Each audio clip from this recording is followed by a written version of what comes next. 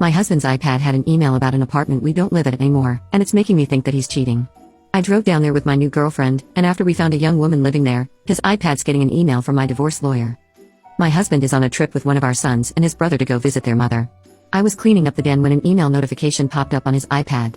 It was an email from an apartment complex saying that they were going to be temporarily closing down the hot water for repairs.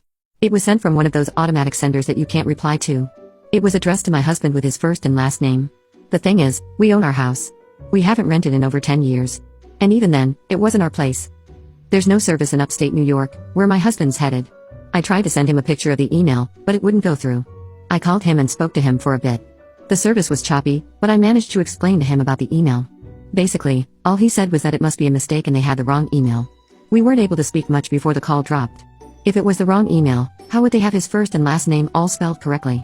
For context, his first name is somewhat common, but our last name isn't, especially in this area. There weren't any other emails from this sender or about this apartment complex in my husband's emails, but he is also the kind who clears out his inbox as he gets messages. I sent a message to the apartment complex telling them that I think my husband was on their email list by mistake, but I just got an automatic email sent back saying that they were out of the office until October 20th.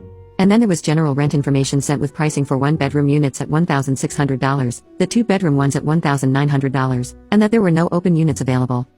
There was no unit number on the email, but the complex is about 15 minutes away from our house, so I went and drove by, which I guess might be a little crazy. I didn't see anything. It's not like I knew what to expect. It's just a group of buildings with less than 100 apartments in all.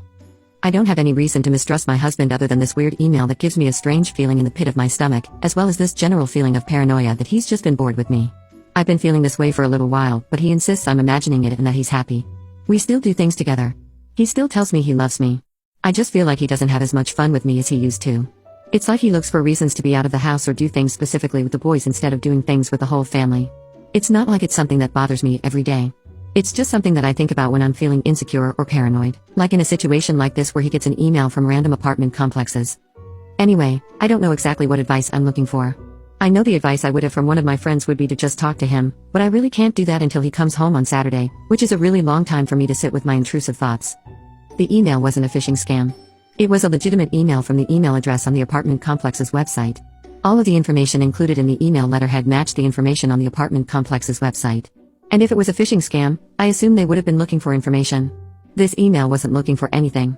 It was just an informational email about the water. Update 1.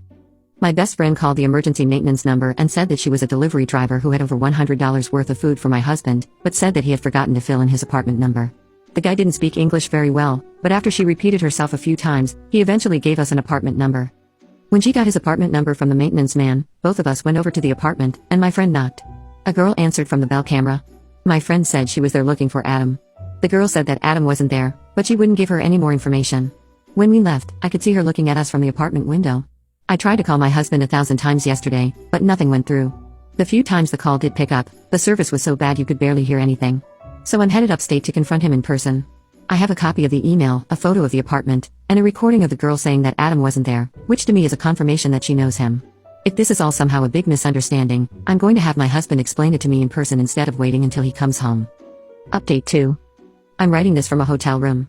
I went to confront my husband. He knew the minute my car pulled up what was going on.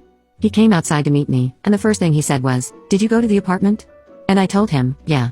So then he said, "So I guess we have to have a talk." I again said, "Yeah." I'm not going to get into the exact details. It was a long talk, and it involved a lot of emotions.